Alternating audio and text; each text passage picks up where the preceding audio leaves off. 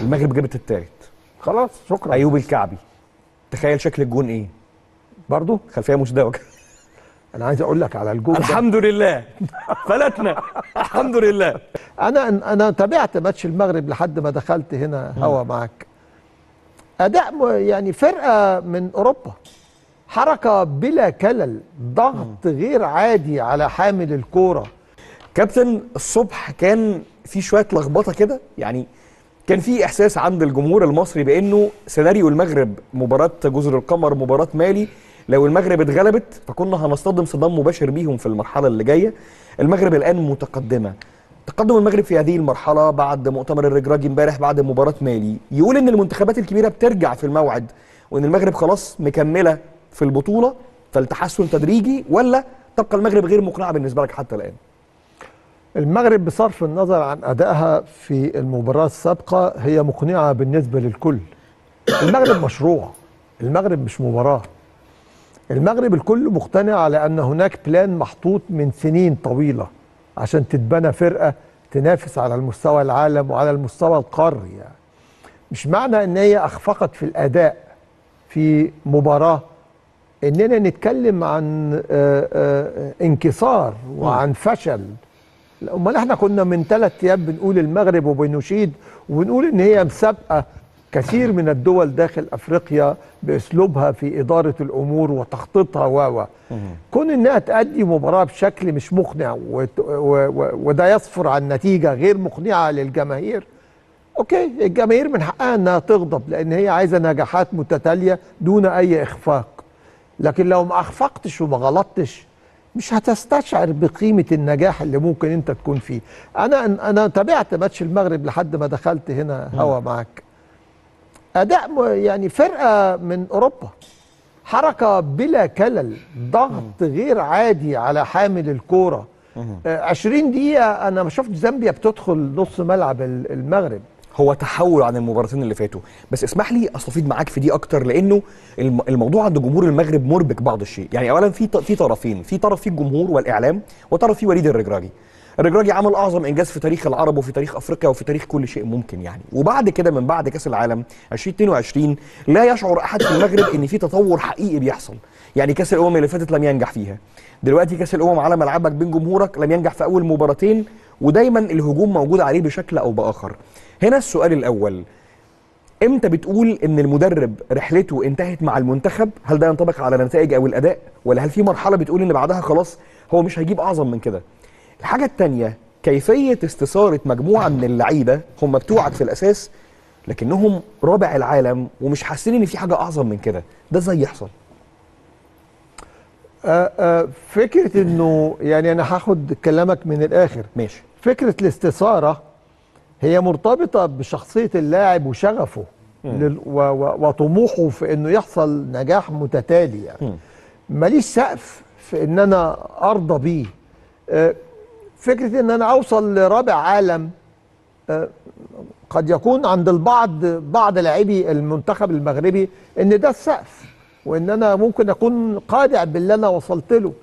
ما اعتقدش ان لاعبي المغرب بمحترفيها اللي موجودين في اوروبا ممكن يكون ده سقفهم، وبالتالي الاستثاره بالنسبه لهم او اثارتهم ممكن تكون اسهل بكتير من اثاره ناس ما عندهاش الشغف ده. هو اوريدي الشغف جواه. ماشي. امتى اقول ان الرجراجي الرحله انتهت؟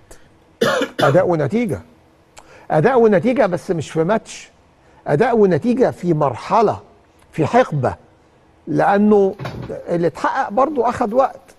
فهو عشان احكم عليه مش بالفشل، بالتشبع، هو عمره ما هحكم عليه بالفشل، لان هو نجح ونجح نجاح غير عادي.